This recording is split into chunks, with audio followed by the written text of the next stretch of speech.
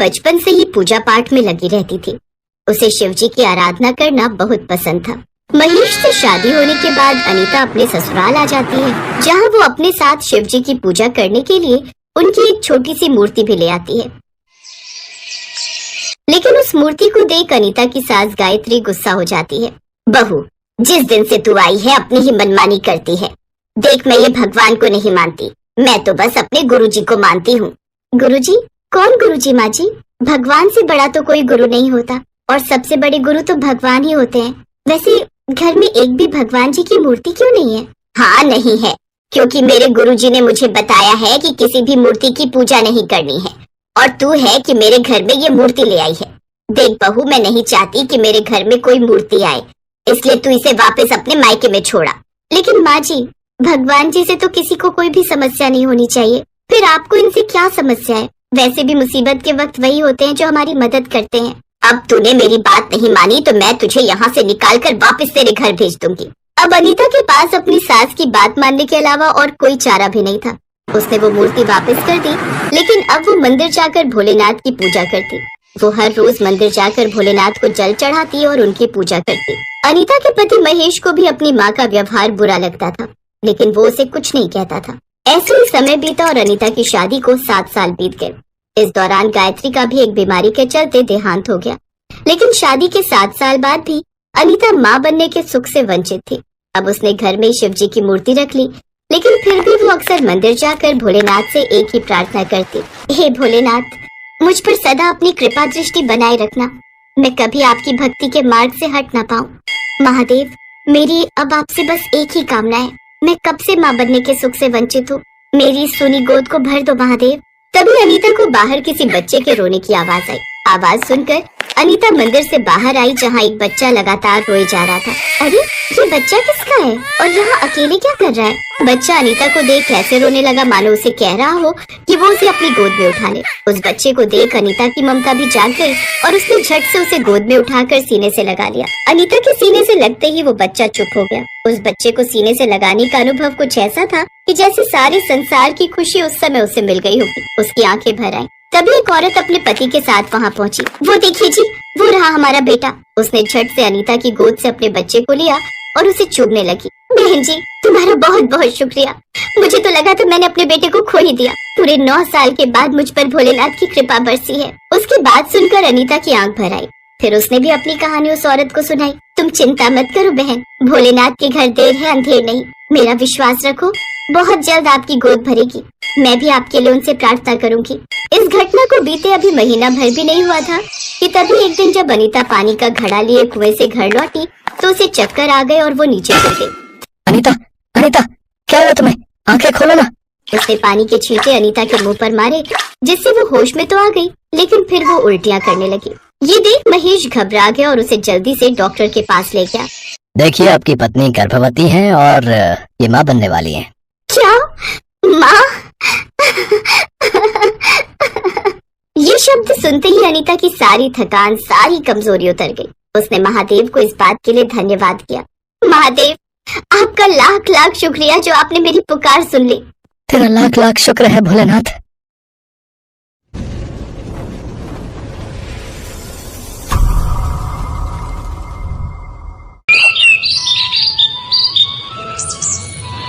आनंदी की शादी को 5 साल हो गए थे, पर शादी के बाद उसे माँ बनने का सुख नहीं मिला था। पति अनिल का काम भी बंद पड़ा था। पहले अनिल एक कोल्ड ड्रिंक की फैक्ट्री में नौकरी करता था, पर अचानक फैक्ट्री बंद हो गई। पिछले 6 महीने से अनिल काम ढूंढ रहा है, पर उसे कोई काम नहीं मिल रहा। आनंदी भगवान शिव और देवी पार्वती की बहुत पूजा करती है। वो कई वर्षों से सावन सोमवार के व्रत और सावन पूजा करती आ रही है, पर उसकी सास कमला हमेशा इस बात से चिढ़ती थी। अब कौन से व्रत पूजा आ गए, सारा दिन जब देखो शिव पार्वती की पूजा ही करती रहती है। आज तक तेरी इस पूजा का कोई फल तो प्राप्त हुआ नहीं, ना इस घर में कोई काम आया, न पैसा आया, न तेरी गोद ही भरी है।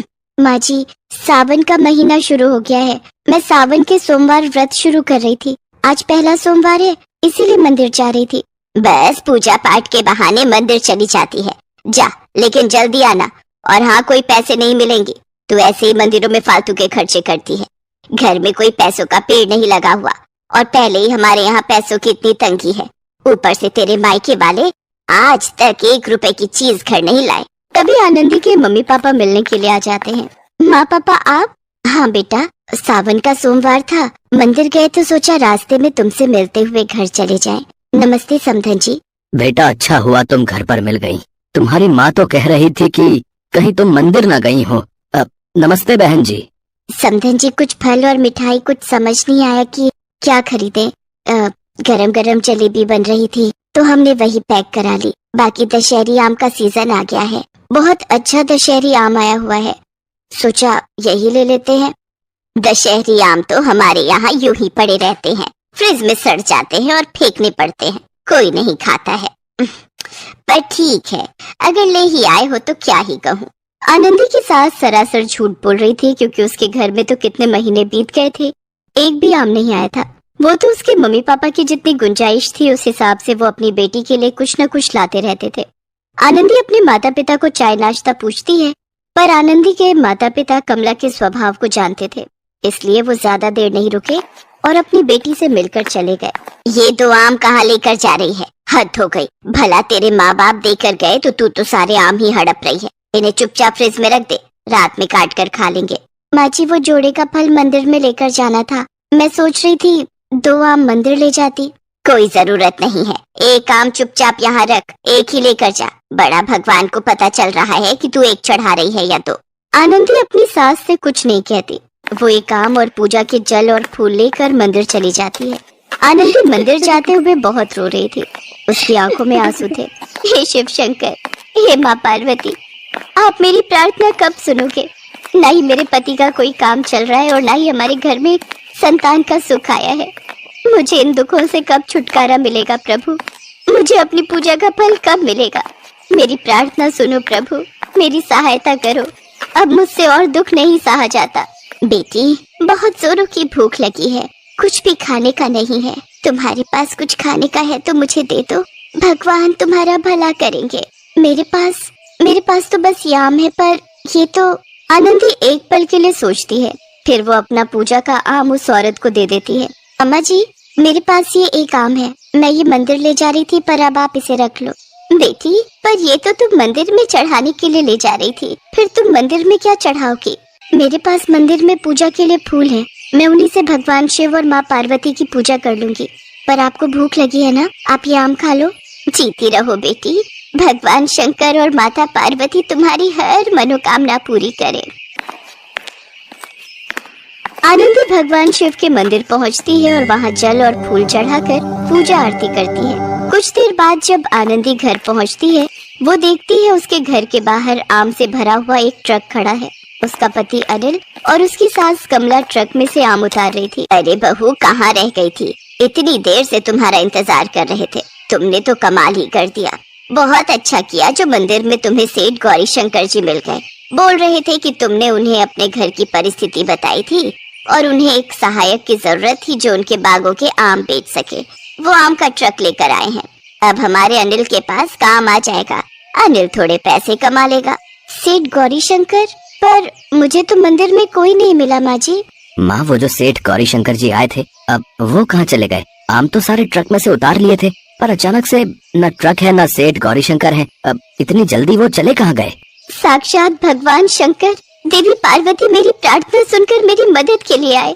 हे शिव शंकर, हे माँ पार्वती, मैं आपको पहचान नहीं पाई। आनंदी अपनी आंखें बंद करती है तो उसे देवी पार्वती की झलक उस औरत में दिखाई देती है जिसे आनंदी ने आम दिया था। आनंदी की आंखों में खुशी के आंसू थे। सेठ गौरी शंकर और कोई नहीं बल्कि स्वयं भगवान शिव थे। अचानक आनंदी चक्कर खाकर जमीन पर गिर जाती है। उसकी सास और पति उसे अंदर लेकर आते हैं। अनिल पड़ोस में रहने वाले एक डॉक्टर को बुलाता है। डॉक्टर से पता चलता है कि आनंदी माँ बनने वाली है। आनंदी की सास और पति की खुशी का ठिकाना नहीं था। एक तरफ अनिल को व्यापार मिल गया और दूसरी तरफ आनंदी माँ बन गई। आनंदी कमला और अनिल को सारी सच्चाई बताती है, जिसे सुनकर वो भी हैरान रह जाते हैं। बहू तेरी भक्ति में बहुत शक्ति है, तूने अपनी सावन पूजा से भगवान शिव और माँ पार्वती को प्रसन्न किया और देख आज तेरी वजह से ही हमारे घर में खुशियों के दिन आए हैं।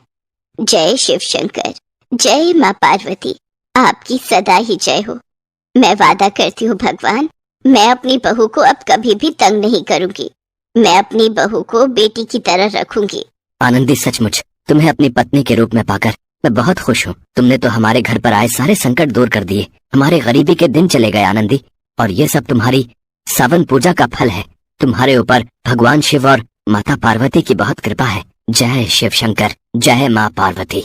आनंदी अपने पति और सास के साथ मिलकर भगवान शिव के मंदिर जाती है और अपने जीवन में आए सुखों के लिए भगवान शिव और माता पार्वती को धन्यवाद कहती है। अगर आपको वीडियो अच्छी लगी हो तो हमारे चैनल को सब्सक्राइब करें।